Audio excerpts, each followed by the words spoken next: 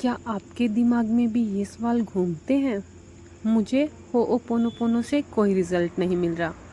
शायद मेरे लिए ये टेक्निक काम ही नहीं कर रही। मैं जब भी बोलता हूँ, जब भी इसकी प्रैक्टिस करता हूँ, तो मुझे कोई फील नहीं आता। शायद ये प्रैक्टिस मेरे लिए नहीं है, क्योंकि ये मेरे लिए कोई काम नहीं कर रही है। अगर हाँ, तो आप अकेले नहीं हो। ये वीडियो आपके लिए ही है, जहाँ हम बात करेंगे वाई दीज नेगेटिव थाट्स कम और कैसे आप उन्हें रिलीज़ कर सकते हैं परमानेंटली। आप इनको कैसे रिमूव कर सकते हैं। सबसे पहले समझें कि जब भी हम किसी डीप हीलिंग प्रोसेस में जाते हैं, जैसे कि होओपोनोपोनो, हमारा सबकॉन्शियस रिएक्ट करता है, क्योंकि ये ब्लॉकेजेस, ये नेगेटिव थिंकिंग एक दिन में नहीं आई है।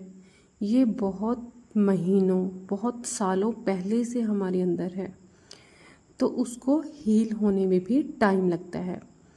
तब हमारा सबकॉन्शियस माइंड रिएक्ट करता है कि मैं इतना हर्ट हुआ हूँ, ये इतना सिंपल नहीं हो सकता।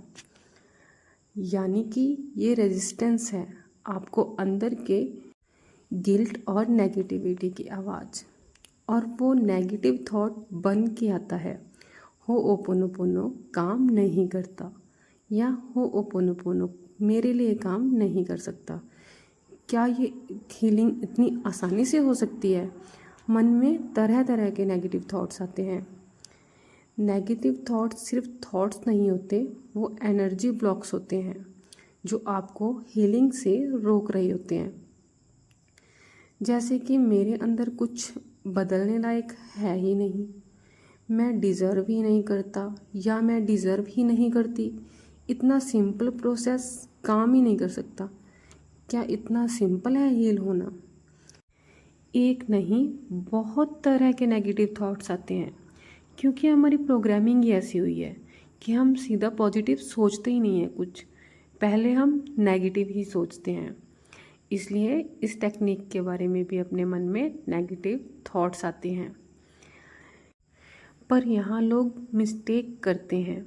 वो सोचते हैं नेगेटिव थॉट आया, इसका मतलब हीलिंग फेल हो गई। लेकिन सच तो ये है, नेगेटिव थॉट आना ही हीलिंग का साइन है। आपका सबकॉन्शियस सरफेस पे आ रहा है और आप उसे क्लीन कर सकते हो।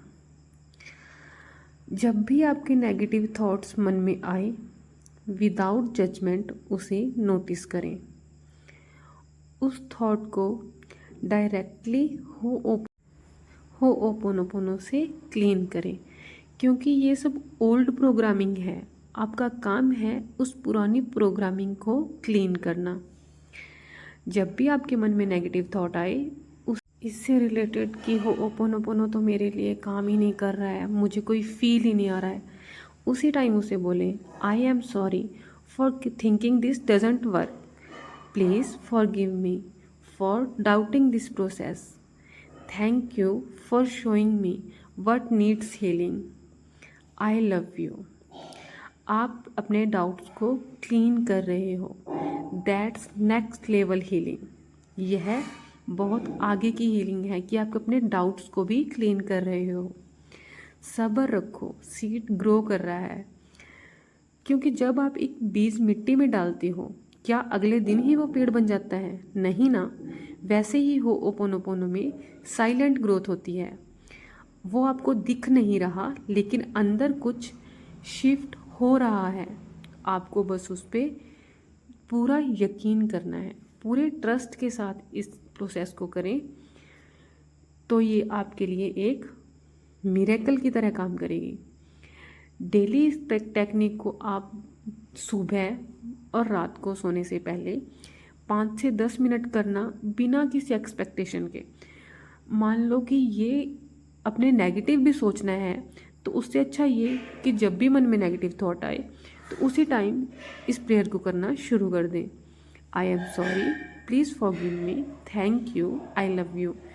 आपको थोड़ा अलग फील होगा, बिना कोई जजमेंट के, बिना जज किए। ये ट्रस्ट ही हीलिंग है।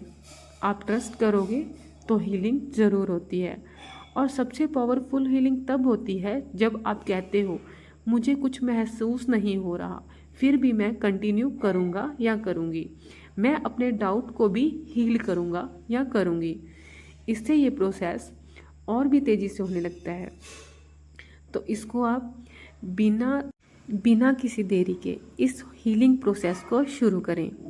आज से ही हर दिन अपने आप को ये 4 फ्रेजेस अपने डाउट के लिए यूज़ करें। आई am sorry for not trusting my self.